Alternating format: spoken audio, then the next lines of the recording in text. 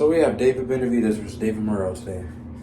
And so now, I still have David Benavidez, but the thing is with this fight is, what's making me nervous. Okay, I think this is probably a 60-45 in favor of Benavidez. Maybe it could be a 50-50, but we're not quite sure because David Morrell, obviously he struggled with his last opponent, but the difference between David Benavidez's last opponent and David Morrell's last opponent. David Benavidez's last opponent has only fought 3 times within 7 years, and had, I think, if I'm not mistaken, he hadn't fought 2 to 3 years. Sorry about that. He hadn't fought 2 to 3 years before they fought. Now, the person Morrell was fighting was more of a live opponent, was more still active and in the game, and Morrell, at least he didn't, even though a lot of people thought it was a close fight, he still was trying to win the fight. Now, my thing with Morrell is, I know Benavidez can get knocked down and still win the fight. Now, Morrell, I'm not sure how he'll handle getting hurt.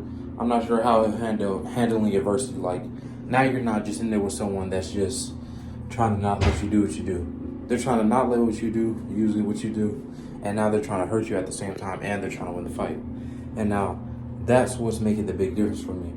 Now, obviously, we've seen the build-up. We've seen yesterday's weigh-in. We see Morrell.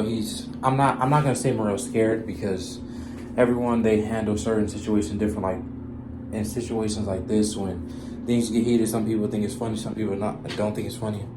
Now, when I was watching this, they both look pretty serious. Morrell, he's obviously, I'm not gonna say he's scared, because at the end of the day, he's still a fighter stepping in the ring with, let's say the third best in their division. Let's say that.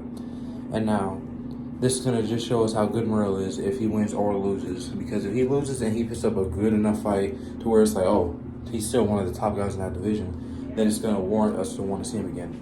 But let's remember this: it's either this fight is gonna make or break Morrell, and let's hope he rises to the occasion with this fight. And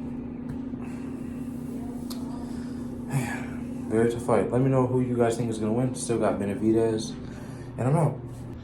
Also, I forgot to say this before I go. Okay, now, think about how Lomachenko's career played out. It played out pretty solid, and obviously, he was a lot older than Morrell when he, I think, became pro, if I'm not mistaken. And then now, Lomachenko, within, if I'm not mistaken, he fought Gary Russell and beat Gary Russell within 2 fights.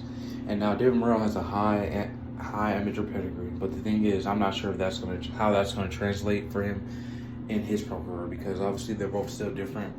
Lomachenko was a very different fighter, very gifted, special fighter, and he's like basically generational talent, just like Terrence, Usyk, like all those guys. So just think about that too.